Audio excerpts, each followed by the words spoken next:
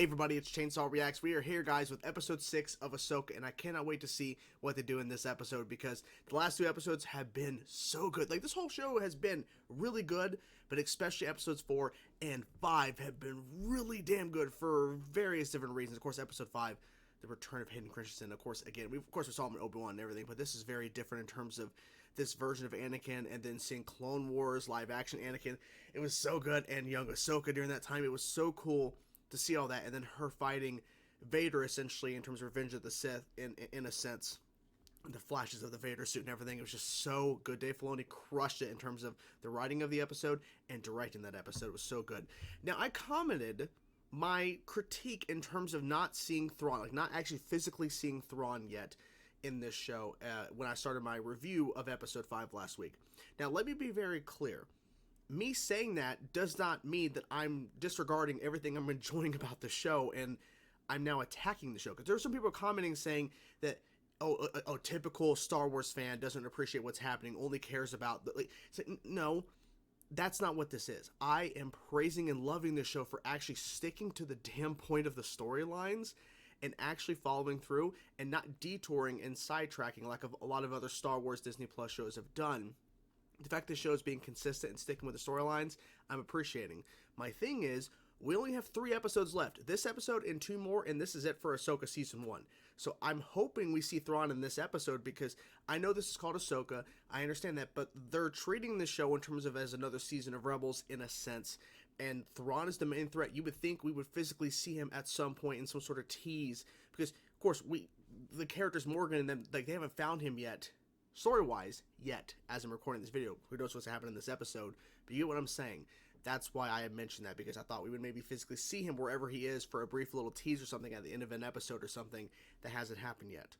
But we'll see. I'm assuming we'll get a lot of Thrawn in the back half of this season, but that's my thing. You know, I want to see him. I want to see Thrawn because this is so exciting. So, anyways, guys, I'm ready to see what happens. They're using the Purgle, whatever, the space wells to get to Thrawn's location. So I'm assuming full steam ahead in this episode, and it better happen because I don't want no detouring. Get to the damn point. Let's jump into now. Let's go.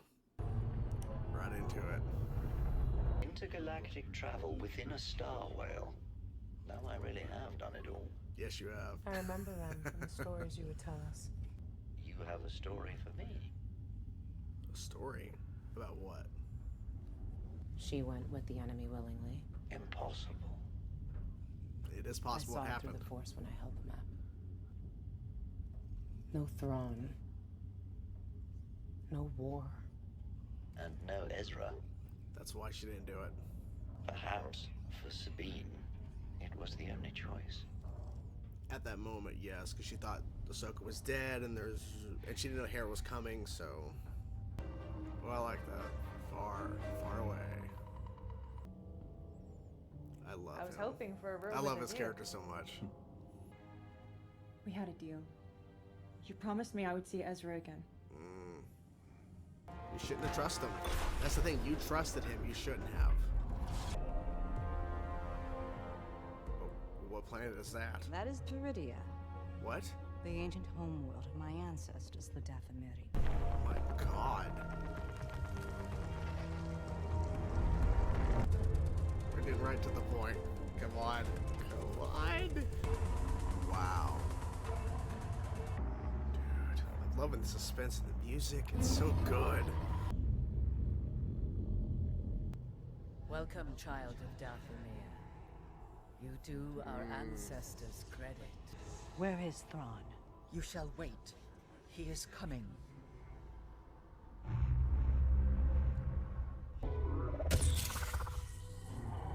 Okay. Or is Ezra down there? He could be, right? He could be. The music, man. The music. What is it, Master? It's probably a question in this whole land thing. of dreams and madness. Sometimes stories are just stories. Well, some of them could be true too. Look at history. You realize it's all inevitable. Fall of the Jedi, rise of the Empire. It repeats again And again and again. and again. What I seek is the beginning. Beginning of what? So I may finally bring Something this cycle new? to an end. Try the Force again? It's not gonna work.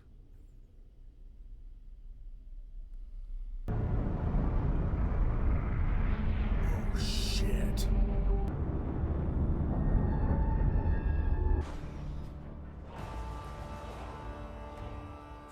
Oh my god. Okay, this is getting crazy.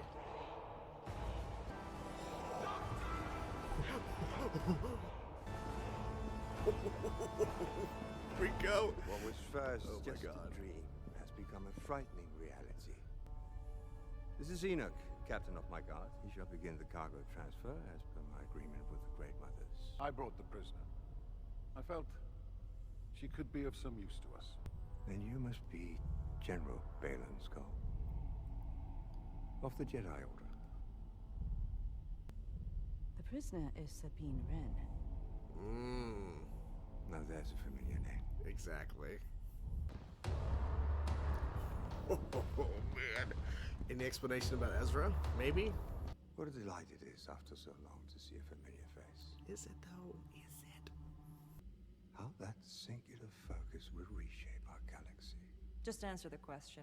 I'm aware of your agreement with Baylan Skoll, and I intend to honor it. Okay. So that's it? You're just gonna let me walk out of here? No. You helped my cause. Now I shall help yours. It's also quite possible that your friend It's gone. is dead. So he's somewhere on the planet. You've gambled the fate of your galaxy Yeah, it's true. on that belief. Nomads wander this wasteland and prey upon each other for survival. Lightsaber. That's, okay. Die well. I'm surprised they're letting her go. But they're assuming that Ezra's dead and she's not gonna make it back, so. She is on a fool's errand. Indeed. Indeed. You may follow her Oh. at your own pace. Oh, shit. So they gave correct coordinates on where Ezra is, but obviously it's a trick, or in a sense, yeah. Ooh, yeah, exactly. You shouldn't have stopped. And it's gone. Careful, careful. Oh, shit.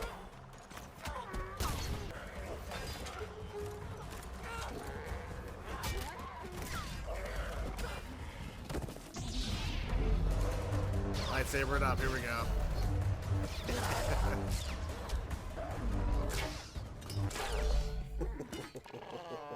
Our primary objective is to escape this Yep, galaxy. to get back.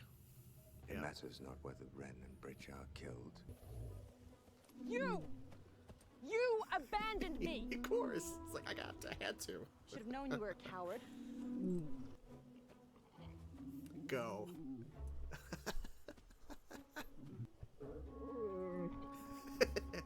It's like a dog. It can't go away. I'll give you another chance, but you better not bail on me this time. Got it? Oh my god.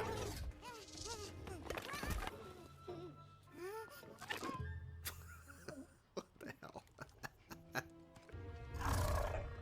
It's okay. It's okay. I got this. Down. Look at its lips. How's that possible? Ezra, do you Ezra. Do you know Ezra? Yeah, makes sense. Okay. You must know Ezra Bridger.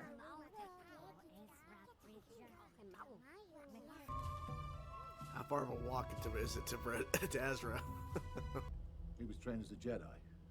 You, I trained to be something more. What exactly is that? A Sith? Kinda, I'm guessing? Yeah. They seem eager to leave this place. Exactly. Maybe we should too. Yeah, you shouldn't Perhaps stay. they flee a power greater than their own. Aw, it's a baby. That's adorable. I knew I could count on you. Oh my god. Oh, Ezra. With a beard.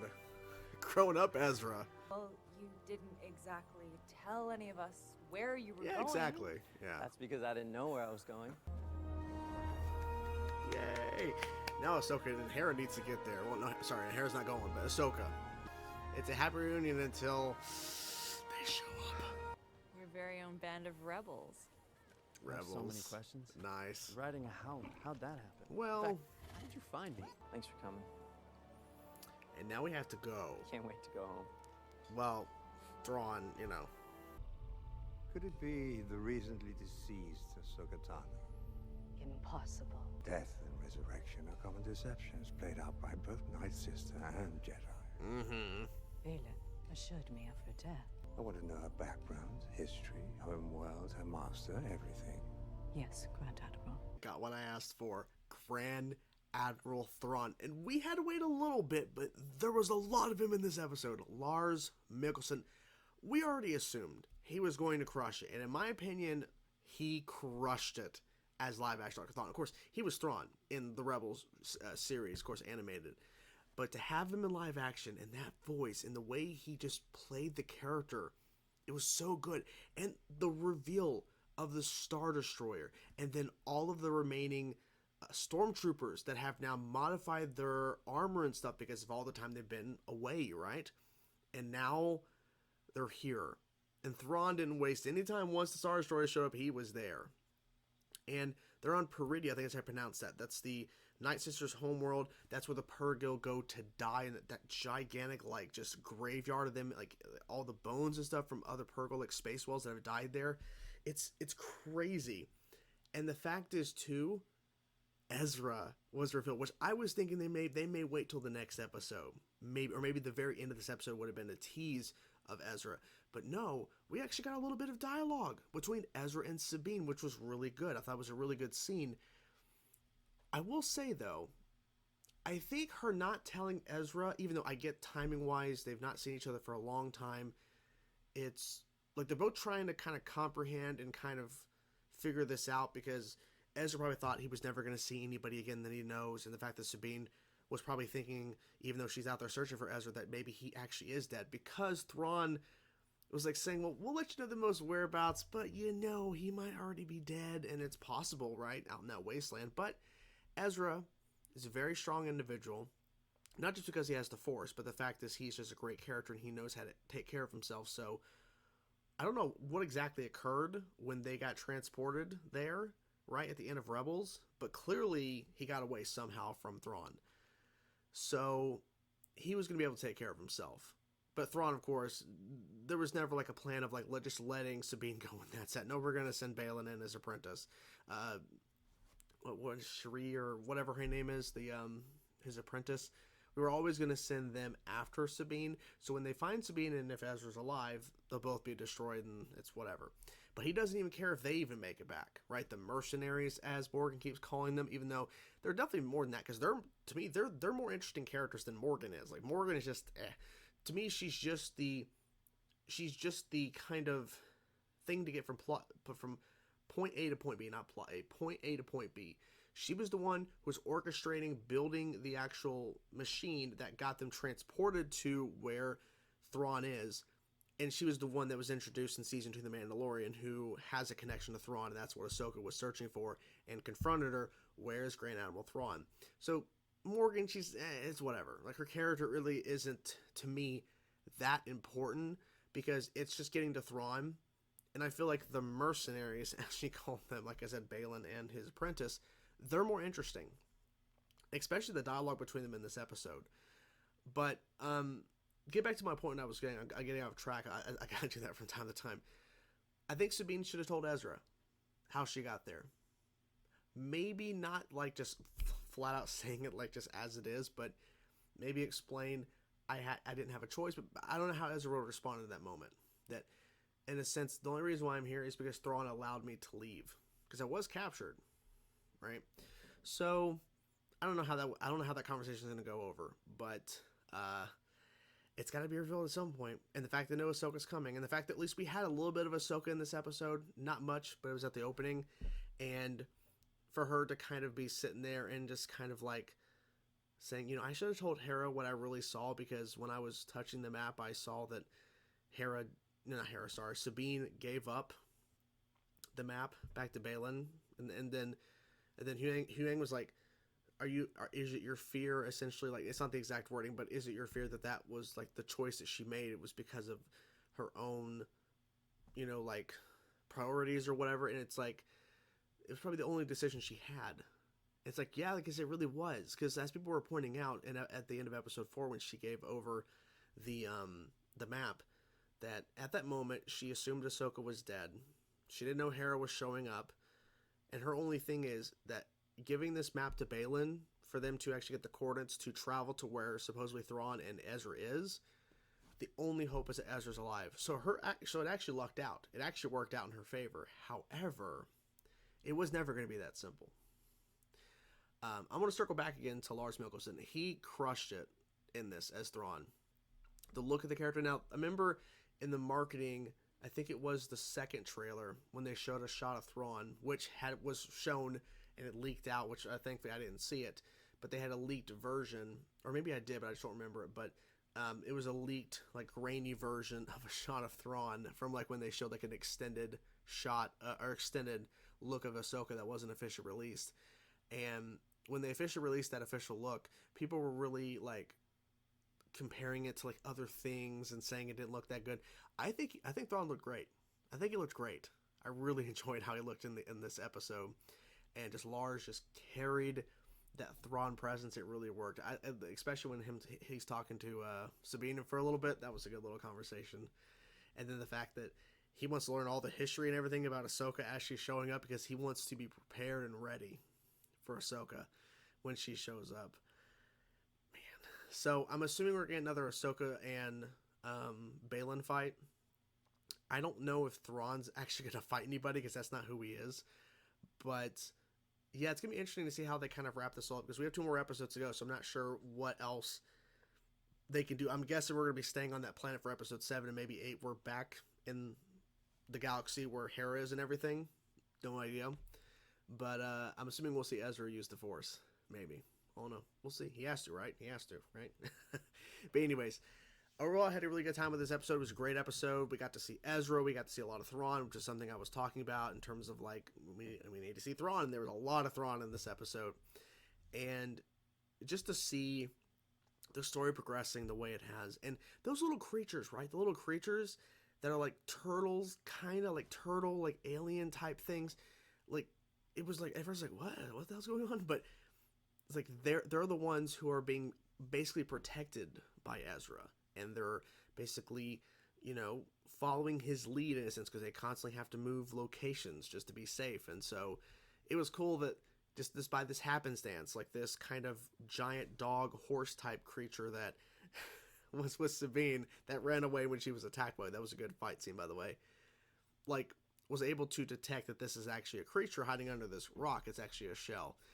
And the little baby, that was cute too. But yeah, I really enjoyed the episode. I had a good time with it. I can't wait to see what they're going to do next. Like, I don't know what they're going to do, but man, I'm hopeful. I'm hopeful that this is going to stick the landing, because so far they've been continuing the storylines. They've not been, you know, treading off to the side or doing side plots or whatever, or anything that doesn't pertain to the main plot for the most part. They've been sticking to the point, and I really appreciate about this show, because The Mandalorian Season 3 definitely detoured at times, and thankfully Ahsoka is not doing that. And the Book of Boba Fett did the same thing. It's like, Ahsoka, like, this show needs to stick the landing, because right now Star Wars, like live-action Star Wars TV shows on Disney Plus have been really hit or miss with a lot of people. And I think a lot of it is probably due to the fact that the storylines are not being consistent, and they're not just sticking with the storylines and just continuing.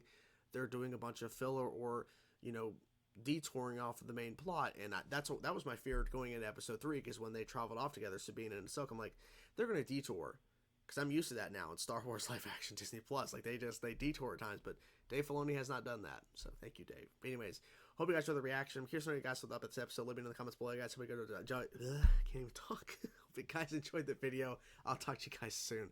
Peace out.